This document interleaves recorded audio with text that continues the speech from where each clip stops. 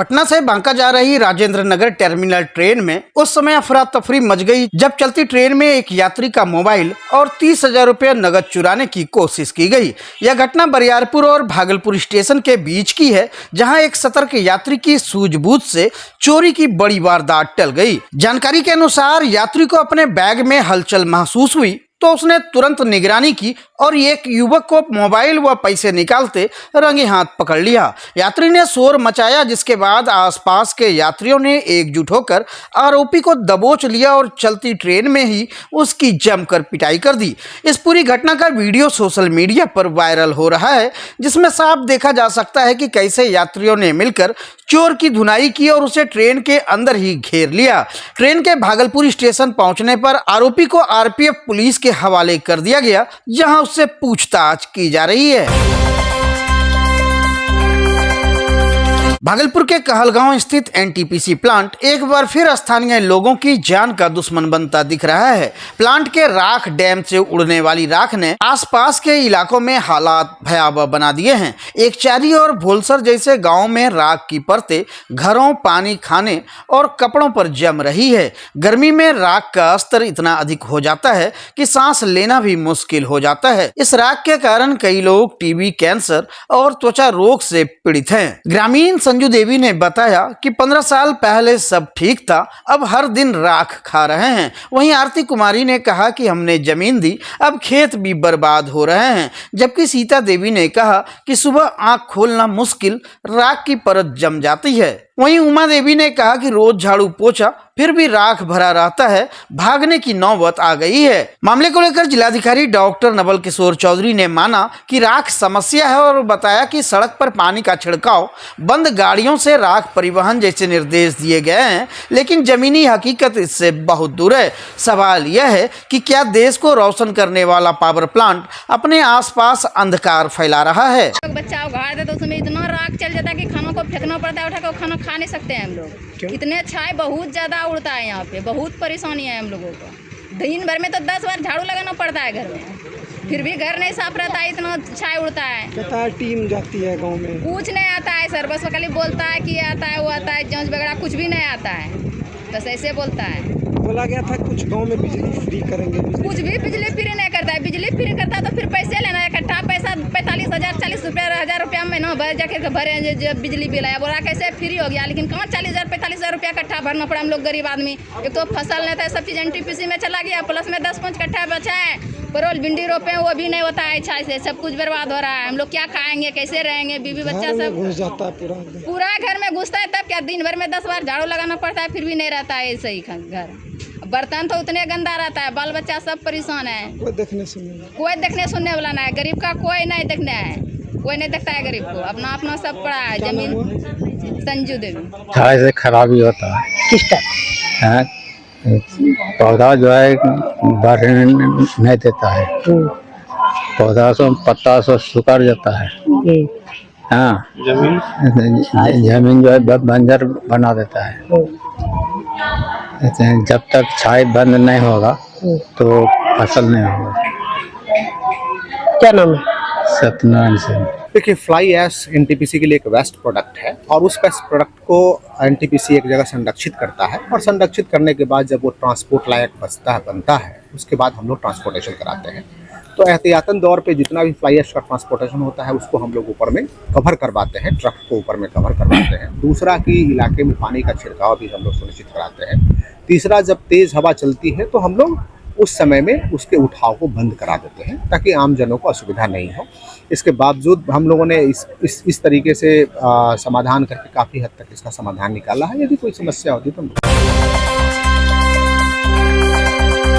भागलपुर के Assam college road स्थित SBI main branch के पास आज उस वक्त हड़कंप मच गया जब बैंक का कैश लेकर आ रही कैश वैन ने लापरवाही से चलाते हुए एक खड़ी कार में सीधी टक्कर मार दी। बताया जा रहा है कि हादसा उस समय हुआ जब कार सड़क किनारे बैंक के पास खड़ी थी। टक्कर के बाद जब कार मालिक ने कैश वैन ड्राइवर से जवाब मांगा तो उसने बदतमीजी से जवाब देते हुए कहा कि बैंक का रुपया आया है, यहाँ से हटो। इसके बाद कार मालिक ने फौरन 112 पर कॉल कर पुलिस को बुलाया। वहीं पुलिस ने मौके पर पहुंचते ही तुरंत कार्रवाई करते हुए गाड़ी को रोका और ड्राइवर को नुकसान की भरपाई करने का निर्देश दिया। गनीमत रही कि इस हादसे में कोई घायल नहीं हुआ। स्थानीय लोगों का कहना है कि बैंक के आसपास ट्रैफिक व्यवस्था को और सख्त करने की जरूरत है ताकि इस तरह की घटनाओं की पुनरावृत्ति न हो। सर, हमने पेशेंट को, बच्चे को लेकर के डॉक्टर साहब के यहाँ साइड में लगा करके उतार ही रहे थे कि कैश वैन आ करके मुझे धक्का मार करके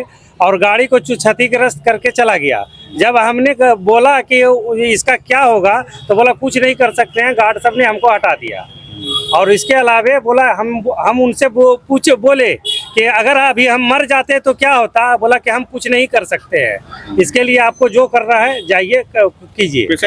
पेशेंट है, हमारे बच्चे थे, फैमिली थे, सब थे यहाँ घर में, सब आए हुए तो उतार ही रहे थे, तब तक धक्का मार के निकल गए। गाड़ी का हेडलाइट खत्म हो गया और मतलब मिरर फोड़ दिए। क्या कीजिएगा? करना क्या, हमको इसके लिए न्याय चाहिए। धक्का मार दिया, आज हम मर जाते, अगर घर के बच्चे मर जाते और मर जाए, सब कुछ हो जाता तो उसका क्या, कौन जवाब देगी? Cash van SBI main branch Bhagalpur. हमको बोला कि हम कुछ नहीं कर सकते हैं, गार्ड साहब ने हमको हटा दिया। हमने कैश वैन को रोके, लेकिन उनसे हमको नहीं पता था कि कैसे या क्या है। कौन सी गाड़ी आपकी? वैगनार। क्या नाम है आपका? कृष्णकांत सिंह। भागलपुर के कचहरी चौक पर आज एक सनसनीखेज घटना सामने आई जब एक महिला ने सरेआम अपने पति के अपहरण की बात कहते हुए लोगों से मदद की गुहार लगाई। पीड़ित महिला पूनम देवी कहलगांव थाना क्षेत्र के सलेमपुर सैनी की निवासी है। पूनम देवी का कहना है कि वह अपने पति विकास कुमार के साथ कहलगांव स्टेशन से लोकल ट्रेन पकड़कर भागलपुर कोर्ट आ रही थी। जैसे ही दोनों कचहरी चौक के पास पहुंचे, एक युवक सिविल ड्रेस में आया, जिसे देखकर उन्हें लगा कि वह पुलिस कर्मी है। उसी युवक ने अचानक उनके पति को जबरन मोटरसाइकिल पर बैठाया और मौके से फरार हो गया। पूनम देवी ने बताया कि मेरे पति को मेरे सामने बाइक पर बैठा कर ले गया। मैंने सोचा कि वो कोई पुलिस वाला है, लेकिन वह भाग गया। मुझे शक है कि यह सब पूर्व विधायक की साजिश है। हमारी जमीन जेल निर्माण में गई थी, उसी विवाद को लेकर हम कोर्ट आ रहे थे। पीड़िता का आरोप है कि यह अपहरण एक सोची समझी साजिश के तहत हुआ है, जिसमें एक पूर्व विधायक का नाम सामने आ रहा है। फिलहाल पुलिस मामले की जांच कर रही है। मेरा पति गाड़ी यहाँ आया, यहाँ से आइजा से कचहरी चौक पर से मेरा पति को उठा लिया, मोटरसाइकिल पर बैठा के लेके चला गया। कॉलर पकड़ लिया और कॉलर पकड़ के मोटरसाइकिल पर बैठा लिया, एगो पाछू में एगो आगम बीच में बैठा के बस लेके चला गया। हम नहीं चिंते है, काला टी-शर्ट है, हम तो सोचे कि सिविल ड्रेस में होगा सर, तो सब काला है। हाँ, हम यही सोचा कि सिविल ड्रेस में पुलिस होगा ना, वही उठा के ले गया होगा। क्या मामला क्या हुआ, क्या झगड़ा हुआ था? झगड़ा वहाँ पर हुआ था, बगीचा जोग रहा था मेरा पति ना, और मेरा जमीन जेल में गया था। जेल में गया था, मेरा जमीन देगा तब नहीं हम घर खाली करेगी। रामविलास पासवान ने मेरा सब हर ग्रुप पंगा लेता है। कौन रामविलास? वो पूर्व विधायक जना? हाँ, वही पंगा लेता है मेरा, सबसे घर खाली कीजिए, आय कर देगा, वो करता है कि तभी झगड़ा हुआ है। अब गोली निकाल दिया है कि आप सबको मार देगी। तीन का घर है तो सब साइकिल को दबा देगी, यहाँ से भगा देगी। आज मेरा सरकार ने देगा तब नहीं, कहाँ जाएगी हम सब? आता है पूर्व विधायक? हाँ, वही ने। क्या नाम बताइए आप अपने? रामविलास पासवान। कौन लगे? पूर्व विधायक जो है? हाँ, पूर्व विधायक। हम नहीं, सब नहीं जानते हैं कौन विधायक है, मतलब वो विधायक हार गया है। आपके पति का क्या नाम है? विकास मंडल। क्या करते हैं? जोगवारी करते हैं? जोगवारी करते हैं। आप यहाँ केस करने के लिए आई थी? हाँ, केस करने के लिए आए थे। भागलपुर जिले के बीपुर विधानसभा क्षेत्र के हरियो पंचायत अंतर्गत आहुति गांव की हालत आजादी के 70 साल बाद भी जस की तस है। गांव आज भी सड़क, अस्पताल और स्वच्छ पेयजल जैसी बुनियादी सुविधाओं से वंचित है। गांव के लोगों ने अपनी पीड़ा को लेकर आज उप विकास आयुक्त प्रदीप कुमार सिंह से मुलाकात की और उन्हें एक आवेदन सौंपा। ग्रामीणों का कहना है कि गांव में आज तक एक भी पक्की सड़क नहीं बनी, ना ही कोई अस्पताल है। आंगनबाड़ी केंद्र भी महीनों से बंद पड़ा है। वहीं नल जल योजना का लाभ भी गांव तक नहीं पहुंच पाया है। गंदे पानी और इलाज की सुविधा ना होने से ग्रामीणों की जिंदगी बेहद कठिन हो गई है। उप विकास आयुक्त प्रदीप कुमार सिंह ने ग्रामीणों की शिकायत पर संज्ञान लेते हुए बताया कि 5 सदस्यीय जांच टीम गठित की गई है, जो गांव का निरीक्षण कर जल्द रिपोर्ट सौंपेगी और रिपोर्ट के आधार पर शीघ्र कार्रवाई की जाएगी। क्या समस्याएं हैं गांव में? समस्या हम लोगों का वार्ड जो है वार्ड संख्या 1 हरियो पंचायत और हरियो पंचायत वार्ड संख्या 1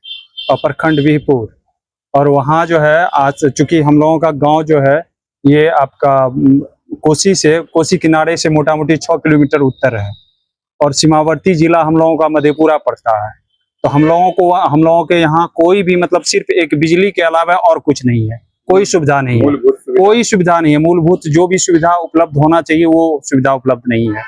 ना स्वास्थ्य केंद्र है, ना वहाँ आंगनबाड़ी नियमित रूप से चलता है। दूसरी बात वहाँ जो है रोड की सुविधा भी नहीं है। वहाँ हम जो है यही डीडी साहब से यही कहना चाह रहे थे कि आप जो है हम लोगों को जो सुविधा मिलनी चाहिए, आज तक हम लोगों को वो सुविधा नहीं मिला। आश्वासन मिला है? जी हाँ। क्या नाम हुआ आपका? मेरा नाम मनीष कुमार हुआ। अभी एक आवेदक आए थे बीपुर के हरियो पंचायत से। उनका कहना था कि उनके पंचायत में कुछ क्षेत्र ऐसे हैं जहां पर बिल्कुल कोई योजनाओं का कार्य नहीं हुआ है। तो इसके लिए हमने एक टीम का गठन किया है। उसमें 5 पदाधिकारी रहेंगे, 2 कार्यपालक अभियंता रहेंगे और वो लोग जाएंगे क्षेत्र में, क्षेत्र का पूरा सर्वे करेंगे। और पहले तो हम ये देखेंगे कि किस कारण से वहाँ अभी तक कोई कार्य नहीं हुआ है, उसकी जिम्मेदारी तय की जाएगी और सर्वे करवाकर जहाँ जहाँ कुछ मूलभूत सुविधाएं देने की आवश्यकता है उस अनुरूप हम लोग विभागों को कार्यदायित्व सौंप कर और ससमय कार्य करा के कंप्लीट करें। भागलपुर में आज इंडिया महागठबंधन की ओर से जिला स्तरीय समन्वय समिति की महत्वपूर्ण बैठक आयोजित की गई। यह बैठक भागलपुर के तिलका मांझी स्थित वृंदावन भवन में आयोजित जिला स्तरीय कार्यकर्ता कन्वेंशन के रूप में संपन्न हुई, जिसमें राजद, कांग्रेस, भाकपा माले, माकपा, भाकपा और वीआईपी पार्टी के प्रखंड स्तरीय नेताओं ने भाग लिया। बैठक की अध्यक्षता कर रहे राजद जिलाध्यक्ष चंद्रशेखर यादव ने बताया कि आज की बैठक में आगामी विधानसभा चुनाव को लेकर रणनीति बनाई गई है। संगठन का विस्तार पंचायत, बूथ और प्रकोष्ठ स्तर तक किया जाएगा। सभी घटक दलों के बीच तालमेल को मजबूत करने की दिशा में कदम उठाए जा रहे हैं। उन्होंने कहा कि जिला भर में महागठबंधन की ताकत को बूथ स्तर तक मजबूत किया जाएगा और सभी कार्यकर्ता अब जमीनी स्तर पर सक्रिय होंगे। पिछले साल जहां मसाड़ू गांव में गंगा की धार ने 45 से अधिक घरों को निगल लिया था, वहीं इस साल फिर वही संकट लौटता दिख रहा है। भागलपुर जिले के सबौर प्रखंड के इस गांव में अब तक ना कोई कटाव रोधी कार्य शुरू हुआ है और ना ही कटाव पीड़ितों को मुआवजा मिला है। बारिश का मौसम आते ही लोग भयभीत हैं और प्रशासन की सुस्ती उनके जख्मों पर नमक छिड़क रही है। दरअसल पिछले साल कटाव में सड़क, मंदिर, किसान भवन, पानी टंकी और दर्जनों मकान गंगा में समा गए थे। 42 पीड़ितों को मुआवजा का केवल स्वीकृति पत्र थमा दिया गया, लेकिन 1 साल बाद भी राशि नहीं मिली। इस बीच गांव के आगे दूसरे इलाके में कार्य जरूर शुरू हुआ, लेकिन मसाड़ू को नजरअंदाज कर दिया गया। मुख्यमंत्री नीतीश कुमार हमेशा कहते हैं कि आपदा पीड़ितों का पहला हक राज्य के खजाने पर है, लेकिन सवाल यह है कि क्या मसाड़ू के लोग आपदा पीड़ित नहीं हैं? ना तो जल संसाधन विभाग, ना ही आपदा प्रबंधन और ना ही जनप्रतिनिधि कोई ठोस कदम उठा रहे हैं। वहीं जिलाधिकारी डॉक्टर नवल किशोर चौधरी ने कहा कि मसाड़ू के लिए बैठक हुई है, जल्द ही कार्य शुरू होगा, लेकिन ग्रामीण पूछ रहे हैं क्या सिर्फ आश्वासन ही मिलेगा? क्या जलस्तर बढ़ने के बाद कार्य शुरू कर इतिहास रचा जाएगा या फिर मसाड़ू वाकई नक्शे से मिट जाएगा? कर दिया है, मेरा कुछ नहीं मिला है, एक दूर जगह नहीं है, कैसे रहेगा? बाल बुतरू लोगों के घर में पन्नी टांग के रहता है, बुतरू से पानी नहीं मिलता है, खाना भी नहीं मिलता है, कैसे रहेगा? हम कैसे बच्चा सब पालेगा? गुजरात पंजाब भाग गया मेरा बेटा, कहाँ रहेगा? कहाँ नहीं है, रहने को साधन नहीं है, कागज दिया है, झूठ दिया है कागज। वोट कैसे लेगा? हम वोट नहीं देगा ये बीच में, कहाँ से देगा? बाला बुतरू जब भाग गया गुजरात पंजाब तक कौन भी वोट देगा? चला गया तो मेरा गंगा में पानी, मैं घर चला गया, तब कुछ मिला नहीं, कुछ नहीं बता। एक दूर जगह नहीं है, कहाँ पर रहेगा बाल बुतरू? जो भी कहेगा वो भी नहीं पुराएगा। कब पुराएगा, कहाँ पुराएगा, कहाँ रहेगा, कैसे रहेगा बाल बुतरू?